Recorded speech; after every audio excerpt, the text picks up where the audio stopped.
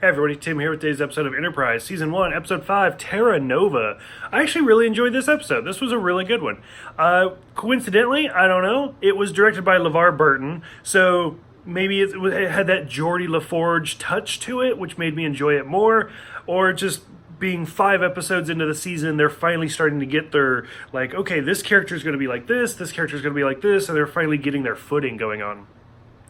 The plot is not that deep. It is a pretty simple episode, but like I said, we're 5 episodes into the first season. Like, this is the time for simple episodes of just character development. And basically, this whole thing is about they go and they look for a planet of this colony that was forged like 70 years ago. And then that colony, which it was a 9-year journey there and it was a 9-year journey back. Basically, this colony started getting into a fight with Earth and just cut off all contact. And for whatever reason, 70 years, odd, I know, we haven't heard from them. And so we're finally going back to talk to them. And it's very almost like Roanoke style. They arrive and it's just a ghost town and nobody's there. And they're like, okay, this is clearly weird that all of these colonists just disappeared. So from there, it basically boils down to kind of a cliche storyline where there was a disaster that happened. It was basically like radiation came down from the sky, and the colony, most of them died, but the ones that survived, mostly small children, went into the caves, and here it is 3 generations later, like, don't trust humans and don't even think of them as humans.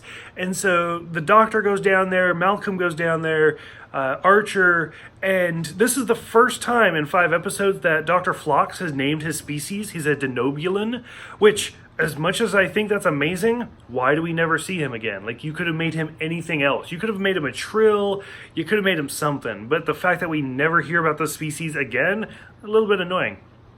So, of course, they find out that it was actually a meteorite. They take this poor old woman back to Enterprise to, like, cure her lung cancer, and they realize that she was one of the small children aboard the colony, like, when it got there. And so they're slowly piecing together, like, hey, this was just a big accident. There's a weird subplot with the whole, like, shuttlecraft sinking, and then they have to, like, go through the caves and all sorts of stuff like that. I didn't really need. Could have taken it out. This, like, disaster of radiation was only so big because it was from an asteroid that crashed. So they're like, hey, we're going to pack you guys up, take you to the southern hemisphere of the planet, and you guys can flourish there, and then nobody will have to know about it. And so they do. And that's basically the end. Like I said, it's very formulaic and it fits, but it is a good formula. It's one that makes sense. I like how Mayweather towards the end talks about, like, oh, like Amelia Earhart, like her disappearance was never solved. Well, like 200 years from now in Voyager, that will be solved, so don't worry.